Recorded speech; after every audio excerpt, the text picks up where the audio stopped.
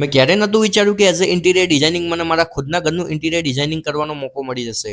Hello, નમસ્તે. સવારમાં મસ્ત મજાનો રેડી થઈ અને હું પહોંચી જાઉં છું મારા ફ્લેટ પર. પણ આજનો દિવસ મારા માટે બહુ ખાસ છે. એઝ અ ઇન્ટિરિયર ડિઝાઇનિંગ મેં બહુ લોકોના ઘર ડિઝાઇન કર્યા છે, પણ આજે મને મારા ખુદના ઘરનું ડિઝાઇન કરવાનો મોકો મળી રહ્યો છે. હરેક મિડલ ક્લાસ છોકરાનું સપનું હોય છે કે પોતાના ઘરનું ઇન્ટિરિયર બહુ મસ્ત બને. બસ એ જ રીતે એક મારું પણ સપનું છે. તો આજ ફટાફટથી સીલિંગનો બધો જ સામાન ઉતારી દઈએ છીએ અને સીલિંગનું કામ ચાલુ કરાવીએ છીએ. અને બપોરના 2 વાગે મસ્ત મજાનું જમી અને હું પહોંચી જાઉં છું દિવસની પહેલી સાઈડ વિઝિટ પર સરગાસણ. આ સાઈડ ઉપર લેમિનેટનું કામની શરૂઆત થઈ ગઈ છે, કારણ કે અહીંયા બધું જ કાચું કામ પતી ગયું છે અને આજે એક સરસ મજાનું મંદિર ડિઝાઇન કરી અને તેનું સ્ટ્રક્ચર ઊભું કરવામાં આવ્યું છે. જો કે આમાં હજુ સીએનસી કટિંગ બાકી છે. આ સાઈડ ઉપર કામ પતાવી અને હાર્ડવેરની શોપ પર આવું છું, કારણ કે થોડોક લેમિનેટનો ઓર્ડર આપવાનો હતો, તે આપીએ છીએ અને પછી પહોંચી જાઉં છું બપોરે દિવસની બીજી સાઈડ વિઝિટ પર પીડીપી સાઈડ ઉપર આવીને પહેલા તો ક્લાયન્ટ જોડે પેમેન્ટ લેવાનું હતું, તો પેમેન્ટ લઈએ છીએ અને કર્ટન્સ ગાદી પડદા માટે મેઝરમેન્ટ નીકાળીએ છીએ અને મેઝરમેન્ટ નીકાળી અને આજે એક સાઈડ જોવા જવાની હતી, તો મારી બધી એજન્સીને લઈને ત્યાં સાઈડ ઉપર પહોંચ્યું છું અને જરૂરી મેઝરમેન્ટ લઉં છું અને એજન્સી સાથે થોડુંક ડિસ્કશન કરું છું. અને રાતના સમય પર ફેમિલી સાથે બહાર જમવા જવાનું હતું, તો આવી જાઉં છું જમવા માટે. તો બસ મારો વ્લોગ સારો લાગ્યો તો લાઈક, કોમેન્ટ, શેર કરી સપોર્ટ જરૂરથી કરજો.